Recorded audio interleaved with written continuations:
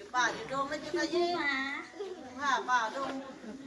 นี่บอกอยู่แม่น้ำลำเซนี่บอกอยู่ตามภูผ้าป่าดงแม่น้ำลำเซตามหมู่บ้านเราว่าเขาดึกบ่อ่านไปแล้วคำถามหนึ่งของเราเนาะเอาคำถามที่สองของเราเด้อคำถามที่สองนี่ข้อห้ามของเพื่อนเนาะข้อห้ามของลูกระเบิดเพื่อนห้ามยังไงลูกห้ามจับห้ามบายห้ามตองห้ามย้ายห้ามเย็ดห้ามโยนห้ามเย็ด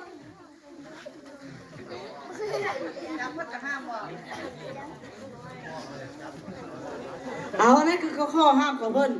ห้ามจับลูกระเบิดห้ามบายลูกระเบิดห้ามเอาลูกระเบิดมาซุกมาเสื่องในแล้วโคโกนไหมอันนั้นคือข้อห้ามของเพื่อนเนอะห้ามจับห้ามบายห้ามย้ายห้ามโยนห้ามทุบห้ามจุดเนาะอันนั้นคือข้อห้ามของเพื่อนเด้อลูกเด้อเอาตอบถึงเอาให้ไปเลยเนาะเอาไปเอาเสื้อหน่อยจันเด็มาง่ายๆนึงเตรียมตัวเด้ออันนี้จะโต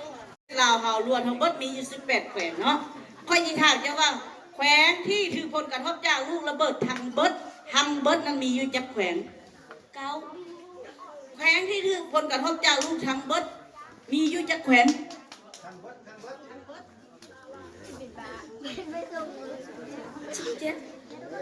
17แขวงถือป่ะ